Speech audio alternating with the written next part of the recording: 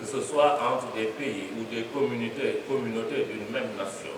C'est en effet la rupture dans les règles minimales de vie commune, de coexistence pacifique ou simplement de compréhension mutuelle qu'il faut rechercher la plupart des causes des conflits. C'est pourquoi le thème de notre débat général est fort pertinent. Promouvoir la coexistence pacifique et les sociétés inclusives, combattre l'intolérance constitue des défis majeurs de notre époque, tant les menaces sur la stabilité, la sécurité et le bien-être au plan mondial sont pressantes en raison de l'intransigeance, du sectarisme, du manque d'empathie de certaines personnes ou groupes de personnes. Le recours à la violence, à la discrimination ou au repli sur soi de plus en plus constaté est le reflet de relations bâties sur l'incompréhension, sur l'exclusion, sur l'absence de respect mutuel ou sur une coexistence conflictuelle. La reconnaissance et la promotion des valeurs de diversité sont des corollaires d'une société inclusive et des gages d'une harmonie dans les communautés et dans les institutions. Il est alors impérieux de développer et de propager des valeurs d'ouverture, d'écoute, de compréhension mutuelle pour favoriser l'amitié et la rencontre entre les peuples et au sein des communautés. Il est tout aussi salutaire de se dresser contre l'intolérance qui conduit à des pratiques aussi condamnables que le refus de l'autre, la non-acceptation de la différence des options et des opinions et des croyances, la violence morale ou physique. Chers collègues, le Sénégal, mon pays, a une longue tradition en matière de défense et de promotion de la coexistence pacifique, de lutte contre toutes les formes d'exclusion et d'intolérance, tant au plan interne qu'au niveau régional et international. C'est sans doute ce qui nous vaut la stabilité que nous connaissons depuis l'accession à la souveraineté internationale. Le premier président de la République du Sénégal, M. Léopold Sédar Senghor, de confession religieuse pourtant différente de celle de la majorité de la population, a dirigé le pays pendant une vingtaine d'années en bénéficiant d'un soutien massif.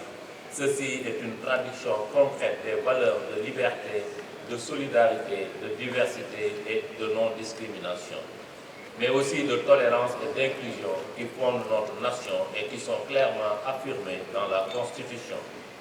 Les concepts de civilisation de l'universel, rendez-vous du donner et du recevoir, enracinement et d'ouverture ont inspiré la pratique politique et la diplomatie sénégalaise. Cette approche consistant à promouvoir l'enrichissement mutuel et la prospérité partagée dans les relations internationales a été poursuivie et approfondie par ses successeurs. Le mandat du président Macky Sall à la tête de l'Union africaine qui vient de s'achever en est une parfaite illustration. En matière d'inclusion sociale et politique, le Sénégal a élaboré une stratégie nationale pour l'égalité et l'équité du genre et une loi sur la parité qui prévoit une représentation équitable entre les hommes et les femmes sur les listes électorales pour les élections législatives et territoriales, ainsi que pour la répartition des postes aux différentes instances de direction des assemblées d'élus. Aujourd'hui, l'Assemblée nationale que j'ai l'honneur de présider compte 165 députés répartis entre 89 hommes et 76 femmes. Chers collègues, l'impact des politiques et pratiques d'affrontement, d'exclusion et d'intolérance au sein des nations ou entre les pays peut être désastreux pour la paix, la sécurité et la stabilité au plan mondial.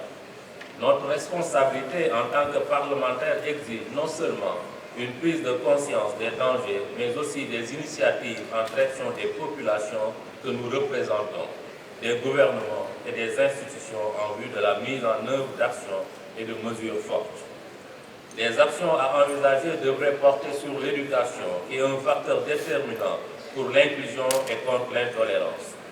La communication, qui encouragerait le dialogue et la discussion ouverte, la promotion de la diversité culturelle dans les médias, l'expression des opinions différentes dans les espaces publics, qui permettrait de sensibiliser les populations et de lutter contre les préjugés. Un cadre législatif, réglementaire et institutionnel, le renforcement du dialogue et de l'amitié entre les peuples, et là les organisations et institutions internationales comme l'UP devraient prendre une part active dans le combat contre l'intolérance en mettant en place plus de programmes d'échange et de coopération, des résolutions et recommandations sur le sujet, une délocalisation étendue de leurs activités et des campagnes de sensibilisation plus accrues dans les différents pays. La lutte contre l'intolérance nécessite des efforts concertés de la part de tous les acteurs, du plus petit citoyen aux institutions internationales. Chers collègues, en vous souhaitant plein succès